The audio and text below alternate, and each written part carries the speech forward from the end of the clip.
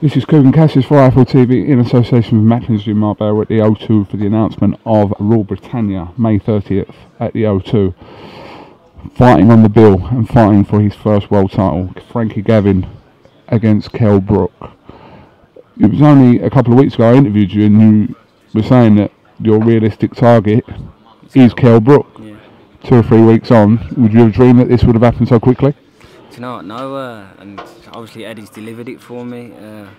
I didn't think, and last week I didn't even, Kell wasn't even in my radar, nothing. He's obviously on my long-term radar, but not on my short, immediate future, no.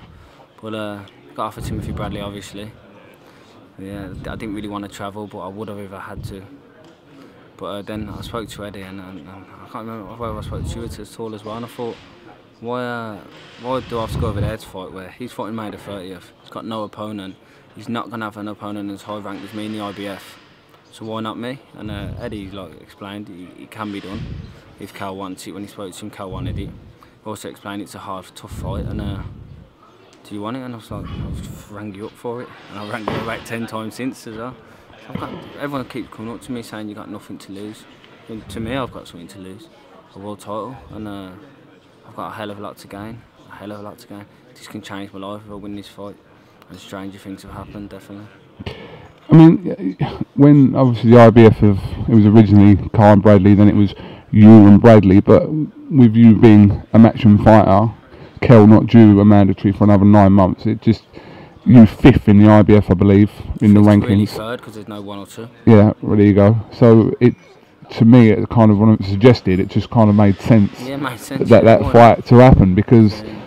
And there are a few people on the social medias saying, oh, you know, what's Gavin, blah, blah, blah. But me personally, just as a fan, I'd rather see you get the shot against one of our own rather than another ranked opponent further down the line of the IBF. No one knows. Exactly. No one knows. And the other thing is, the Bundy fight was close. I still think I won it. So if I would have been undefeated, everyone would have been saying, yeah, this fight's perfect. This fight should happen, but just because I lost by a point to someone, well, I still believe I won overall. If on the points, but it's just one of them. So this will be a big platform for me where I'll perform. Got no pressure on me, none at all, apart from the pressure I'm putting on myself. I do believe I can win, and I'm positive I will win. The Bundu fight was a close fight. Regardless, you lost the fight, but yeah. Considering that you didn't win a European title, would you say that you were, in the eyes of people, ready to fight for a world title now, or are you taking your opportunity when it's here?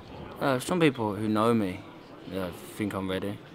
People like, obviously, the fans. Listen, Brook's been like hyped well. Obviously, he's a good fighter, very good fighter, but he's been made out to be like a Golovkin or something, which I don't think he is. He's a good fighter, no doubt about it. He can punch a bit, and I'm up against it. But this is the world title fight, and for the foreseeable future, it's the only world title shot I'm gonna get. Really, with Manny Pacquiao and Mayweather, they're going to hold up 3 titles, one of them soon. And if it's Mayweather, he can just keep him for 2 years without defending him if he wants.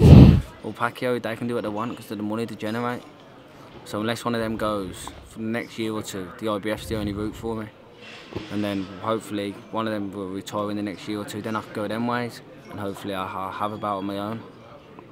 When you said that Eddie said that he'll speak to Kell and see if he fancies the fight, what did you think would come back? Did you think that Kell would fancy this fight against you? I thought so, yeah. Kell probably thinks it's a walk in the park. I've already heard they've got Brandon Rios ready for August, so let him think about Rios. Just forget about me. You just turn up. But you're right in saying that there's no pressure on you because you are an underdog going into this fight, Frankie. You will be in the eyes of the public, but I said I said that to you, you've got nothing to lose. But when you say it back to me and you say, well, you have got a world title to lose, which is true. So really, I shouldn't have really have put it like that. But you've got no pressure on you because the majority will see this as a win for Kell Brook. Yeah. Another thing is, people say, oh, you don't took it for the money. Listen, the money's not great. The deal ain't great. It's all right, but it's not great. And I probably could have held out for more. Or I probably could have waited a bit longer and got the IBF mandatory position and got a lot more. But why let the chance pass? I'm 29, but I'm not an old 29. Whatever happens in this fight, I'll still be at the level I'm at, if not a world champion with a lot more options. But at the same time, I'm not a bad fighter. I'm quite good, and I'm pretty confident. If I can get in Kell's head, make him miss, and pick him off, or even getting close and get to him. Who knows? It's going to be a hard fight, but it's a fight that's definitely winnable. Like I said, there's been fights, bigger upsets than this, a lot bigger. Can you just clear up for us the Chris Van Heerden situation? People were obviously led to believe that that fight was done for May the 9th. Obviously, you can understandably see why you're taking a fight 3 weeks later for a world title, but what was the situation there? Was that fight done? Yeah, you know, I accepted it, but people have been, you've signed for the fight, you can't. I've never signed for a fight in my life. I've just been on the phone, I'll fight, yeah. I wish I would fight, and I'd still fight May the 9th if I got guaranteed the shot after. I'd still take the fight to me, but like Eddie said, it's too much of a big risk. I even said to Eddie to put me on it anyway, because he's in Birmingham, but he said I can't do that. He said the IBF won't accept it, which is fair enough. Yeah. But listen, I feel for him, and I've been told he's going to get compensated for his training costs or whatever.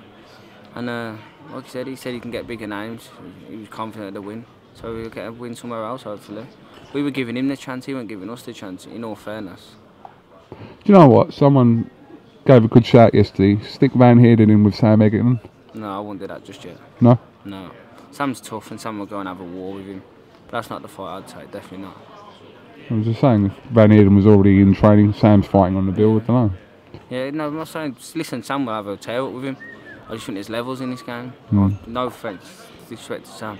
I think Denton is a completely different fighter from the fighter that I beat, and I think it took a lot out of him mentally and physically, and I think he probably needs a change, not a change in training, a change, a little break. I know he had his break with the draw, but a break for himself, to do things different, maybe even go up a weight. I just think mentally a lot's gone from him, so he needs to get mentally stronger, physically stronger. I don't mean mentally he can take shots and come back. He's a warrior, I fight all the time. Maybe he ain't mentally strong enough to stick to a game plan or something, I'm not sure. And then Shane Singleton, look at his record. 20-0 against 18 people who probably lost more than they've won. It was a lot more. There was a lot more into it than what was made of it. Really, he ain't that good. The fight they made him now against Glenfoot, that will tell you where he is. Don't get me wrong, I think Sam will beat Glenfoot. I think he'll knock him out late. But I won't put him in with Van Heerden just yet. No. Okay, well listen, I mean people were obviously looking forward to that fight originally, you and Van Heerden, but I think that could have been a bit harder maybe, because the thing with Kell's not going to be non-stop in your face. Kell likes to box, he does come and throw, but he's not going to be non-stop in your face like Van Heerden could have been. But I think people will, you know, ultimately respect it, you know, yeah, decision of an opportunity coming that big, you know, 3 weeks later, you've got to take it. So yeah, the fact people have gone, fair play, you got balls to take it. It makes me think, what sort of person are they?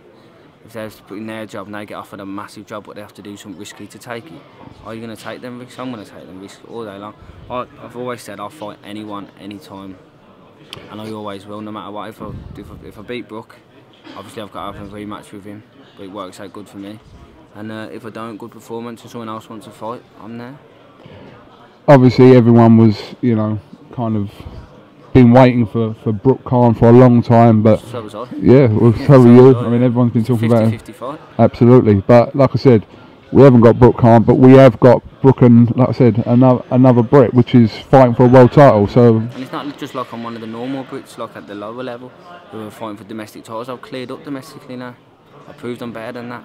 I proved I'm on the fringe of world level. So let's see if I am world level or not. Yeah, but this was your aim. This was Definitely. Your aim. Talking about you 2 weeks ago. So I didn't have to take the fight. Yeah. I could have went over to America and fought Bradley for more money. I didn't have to take the fight. These are the fights I want. These are the fights that will make Frankie Gavin the fighter what I'm supposed to be, what I was as an amateur, definitely. All right. Well, listen, Frankie. Thank you very much for talking to IFL TV. Best of luck on May the 30th, and let's hope it's a British world title classic. Yeah, let's hope. All right. Cheers mate. Thank you.